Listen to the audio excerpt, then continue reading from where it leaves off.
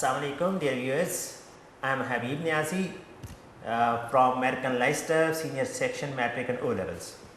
My core subject is physics and today we will discuss very important topic regarding oscillation.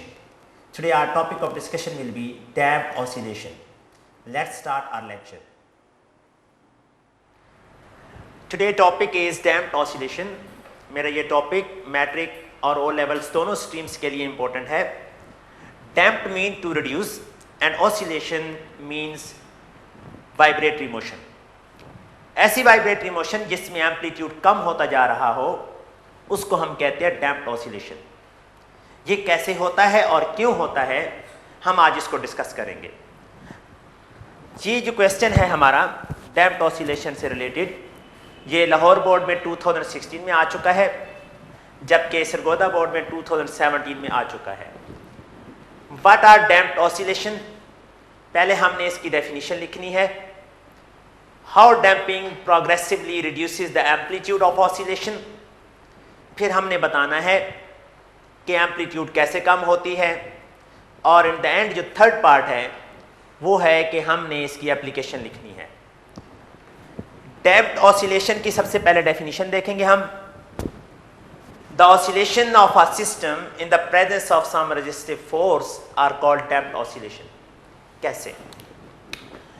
Let's suppose this is a fixed board. ये साथ pendulum attach है. This is called mean position of pendulum. जब pendulum के ऊपर कोई net force ना लग रही हो तो वो mean position कहलाती है उसकी. Let's suppose हमने इसके ऊपर कुछ force लगाई और इसको एक्सट्रीम पोजीशन तक ले गए. ये इसकी एक्सट्रीम पोजीशन ए बन गई. अगर हम इस पेंडुलम को इस पोजीशन से छोड़ दें, it will move back towards its mean position, but because of inertia it will not stop there, बल्कि ये नेक्स्ट एक्सट्रीम पोजीशन तक चला जाएगा. और ये एक्सट्रीम पोजीशन इसकी हम डिनोट कर देते हैं बी से. इस साइड की ऑसिलेशन को पॉजिटिव साइड ले लेते हैं और इसको नेगेटिव ले लेते हैं. मेरा क्वेश्चन है कि अगर हम पेंडुलम को यहां से छोड़ें तो वो क्या अपनी ऑसिलेशन कंप्लीट करने के बाद वापस आएगा? तो क्या वो ए तक ही आएगा?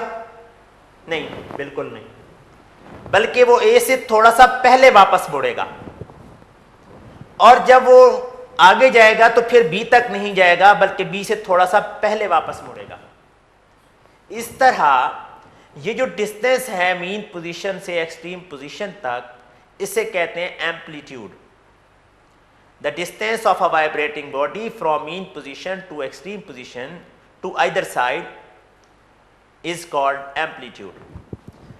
पहली ऑसिलेशन में एम्पलीट्यूड यहां से लेकर यहां तक था या यहां से यहां तक था.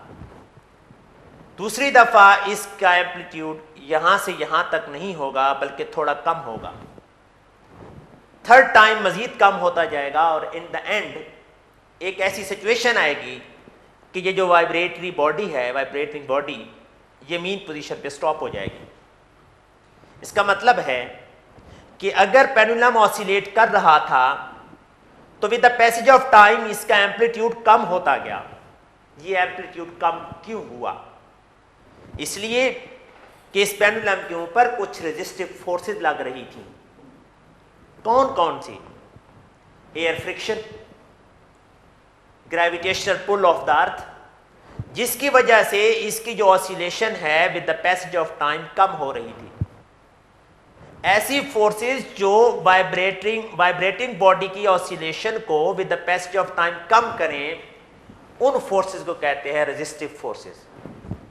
The forces that retards the vibratory motion of a body are called resistive forces. इस केस में दो resistive forces हमारे पास आ रही हैं. एक एयर फ्रिक्शन है और दूसरी कौन सी होगी? सेकंड होगी gravitational pull of the earth, gravity, जिसकी वजह से पेंडुलम की ऑसिलेशन कम से कम होती गई. तो ऐसी ऑसिलेशन जो रेजिस्टिव फोर्सेस की वजह से हो उसको कहते हैं damped oscillation. The oscillations of a system in the presence of some resistive forces are called damped oscillation. अगर हम इस इन्वेलप को देखें और इन दोनों को कंपेयर करें तो देखिएगा, let's suppose this is mean position और इधर ये मीन पोजीशन है। मीन पोजीशन से ऊपर जा रहा है, यहाँ से हम इस बॉडी को रिलीज करते हैं, ये पॉजिटिव साइड है, ये मीन पोजीशन की तरफ आती है, यानी ये यहाँ से मीन पोजीशन की तरफ आई, फिर यहाँ से आगे गई नेक्स्ट एक्सट्रीम पोजीशन की तरफ, ये नेक्स्ट एक्सट्रीम पोजीशन की तरफ गई। लेट्स सपोज ये ए है और ये बी है, तो नेक्स्ट टाइम जब ये वापस आएगी मीन पोजीशन से गुजरेगी तो ये ए जितनी ऊपर नहीं जाएगी बल्कि थोड़ा सा नीचे से वापस मुड़ेगी, यानी ये जाएगी वापस मीन पोजीशन पे, फिर ए की तरफ जाएगी, तो थोड़ा सा जो उसकी एम्पलीट्यूड पहले यहाँ से यहाँ तक थी वो एम्पलीट्यूड अब कम हो गई है, वो अब यहाँ तक हो गई है। फिर इसी तरह जब वाइब्रेशन होती जाएगी तो हर टाइम पे उसकी जो एम्पलीट्यूड है वो कम से कम होती जाएगी। कमी क्या आई है, पहली दफ़ा इतनी एम्पलीट्यूड थी ए साइड पे, फिर कम होती गई और ये यहाँ तक पहुँच गई और इन द एंड वो स्टॉप हो गई बॉडी। इसे कहते हैं इन्वेलप ऑफ द डैम्पिंग। ये मैंने ग्राफ बनाया है डिस्प्लेसमेंट यानी एम्पलीट्यूड और टाइम के साथ। ये एम्पलीट्यूड है, with the passage of time amplitude कम होती जाएगी because of these resistive forces. इस तरह अगर ऑसिलेशन रेजिस्टिव फोर्सेस के तहत हो रही हो तो उन्हें कहते हैं डैम्प्ड ऑसिलेशन। अब क्वेश्चन ये है कि डैम्पिंग क्यों होती है। मैंने स्टार्ट में इसकी एक्सप्लेनेशन आपको दे दी। डैम्पिंग रेजिस्टिव फोर्सेस की वजह से होती है। रेजिस्टिव फोर्सेस कौन कौन सी हैं? रेजिस्टिव फोर्सेस ग्रेविटी है और दूसरा एयर फ्रिक्शन है। अब हम एक्सप्लेनेशन लिखेंगे इसी चीज की। Vibratory motion of ideal system. Ideal system एक ऐसा सिस्टम होता है जिसके ऊपर कोई फोर्स ना लग रही हो। लेट्स सपोज ये पेंडुलम था हमारा, हमने इसको एक्सट्रीम पोजीशन से ए से ड्रॉप किया, मीन पोजीशन से ये नेक्स्ट एक्सट्रीम पोजीशन बी तक पहुंचा। अगर तो रेजिस्टिव फोर्सेस ना होती, एयर फ्रिक्शन और ग्रेविटी ना होती, तो ये इंडेफिनेट टाइम तक सेम एम्पलीट्यूड के साथ वाइब्रेट करता रहता। ऐसा सिस्टम जिसके ऊपर कोई एक्सटर्नल फोर्स ना लग रही हो उसे कहते हैं आइडियल सिस्टम। आइडियल सिस्टम पे ना तो फ्रिक्शन होगी और ना कोई दूसरी एक्सटर्नल फोर्स होगी। अगर कोई भी एक्सटर्नल फोर्स या रेजिस्टिव फोर्स नहीं होगी तो ये इनडेफिनेट टाइम तक विद सेम एम्पलीट्यूड ये वाइब्रेट करता रहेगा। लेकिन प्रैक्टिकली ऐसा कहीं भी नहीं होता। प्रैक्टिकली हमारे सिस्टम के अंदर फोर्स ऑफ फ्रिक्शन भी होती है और दूसरी भी एक्सटर्नल फोर्सेस होती हैं जो इसके ऊपर एक्ट करती हैं और इसकी मोशन को रिटार्ड करती हैं, रिड्यूस करती हैं।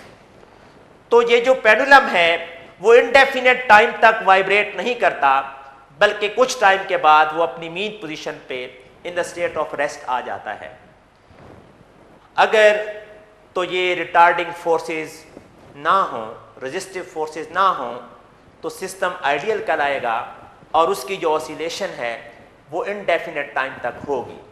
लेकिन प्रैक्टिकली ऐसा नहीं होता।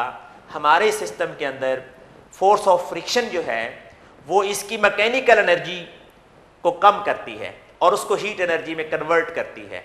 इस तरह अगर रेजिस्टिव फोर्सेस की वजह से वाइब्रेटिंग बॉडी की एम्पलीट्यूड कम हो रही है तो इसे कहते हैं डैम्प्ड ऑसिलेशन।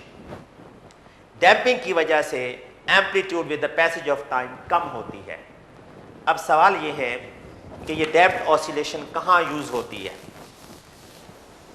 अगर तो डैम्पिंग हो तो वाइब्रेटिंग बॉडी रेस्ट में आ जाती है, अगर डैम्पिंग ना हो तो वाइब्रेटिंग बॉडी रेस्ट में नहीं आती।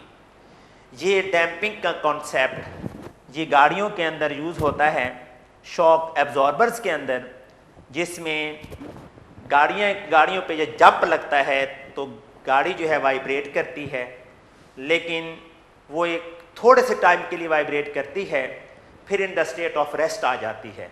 ऐसा क्यों होता है? प्रैक्टिकल एप्लीकेशन जो है वो डैम्पिंग की वो शॉक एब्जॉर्बर्स हैं। ये शॉक एब्जॉर्बर की एक फिगर लगाई गई है, गाड़ी के टायर और बॉडी के दरमियान ये लगे होते हैं। ये आम तौर पे आप बाइक में आसानी से देख सकते हैं। बाइक पे जब जंप लगता है तो बाइक ऐसे ऐसे वाइब्रेट करती है, लेकिन इस जो सिस्टम ऑफ डैम्पिंग है उसकी वजह से उसकी वाइब्रेशन ज़्यादा नहीं होती, बल्कि थोड़ी सी वाइब्रेशन के बाद वो गाड़ी जो है वो स्मूथ हो जाती है। ऐसा कैसे होता है? बेसिकली शॉक एब्जॉर्बर्स के अंदर ये सिस्टम लगा होता है जिसमें ये पिस्टन लगा होता है। ये पिस्टन जो है वो एक सिलेंडर के अंदर फिट होता है। इस सिलेंडर के अंदर ऑयल या कोई भी लिक्विड फिल होता है। यहाँ पे लेट्स सपोज ऑयल फिल है। पिस्टन ऊपर की तरफ कनेक्टेड होता है। ये शॉक एब्जॉर्बर का जो अपर पार्ट है ये वाला, ये कार के साथ या कोई भी गाड़ी है उसके साथ अटैच होता है। जब गाड़ी बम्प से गुजरती है, जंप से गुजरती है, तो इसके अंदर वाइब्रेशन प्रोड्यूस होती है। पिस्टन ऑयल के अंदर नीचे और ऊपर की तरफ मूव करता है। पिस्टन की जो मोशन वाली एनर्जी है उसको मैकेनिकल एनर्जी कहते हैं। मैकेनिकल एनर्जी जो पिस्टन की है वो ऑयल में मूव होने की वजह से वो हीट एनर्जी में कन्वर्ट हो जाती है। जो पिस्टन है ये सिलेंडर के अंदर है। सिलेंडर के अंदर ऑयल फिल है। पिस्टन की जो ऊपर वाली साइड है शॉक एब्जॉर्बर की ओवरऑल, वो गाड़ी की बॉडी के साथ अटैच है। जब गाड़ी किसी जंप से गुजरती है तो पिस्टन वाइब्रेट करता है, ऑयल के अंदर नीचे और ऊपर मूव करता है। पिस्टन की जो मैकेनिकल एनर्जी है वो ऑयल की हीट एनर्जी में कन्वर्ट हो जाती है। इस तरह जो मैकेनिकल एनर्जी है, जो वाइब्रेशन वाली एनर्जी है, वो कम होती है और जो ऑसिलेशन है वो डैम्प हो जाती है और बॉडी, जो गाड़ी की बॉडी है, वो ज़्यादा देर तक वाइब्रेट नहीं करती। A shock absorber consist of piston, ये पिस्टन है, मूविंग थ्रू लिक्विड, इस लिक्विड से मूव करता है। इस लिक्विड में ऑयल हो सकता है। The upper part of shock absorber is firmly attached, ऊपर वाला पार्ट जो है बड़ी मजबूती के साथ कार की बॉडी के साथ अटैच होता है। When car travels over a bump on the road, जब कार किसी जंप से गुजरती है, कार में वाइब्रेट वायलेंटली, तो कार में बहुत ज्यादा जंप लग सकता है। ये जंप रुकता कैसे है? शॉक एब्जॉर्बर डैम्प करता है वाइब्रेशन को। कैसे डैम्प करता है? पिस्टन में मैकेनिकल एनर्जी प्रोड्यूस होती है जो ऑयल में जाती है और हीट एनर्जी में कन्वर्ट होती है। इस तरह ऑसिलेशन डैम्प हो जाती है।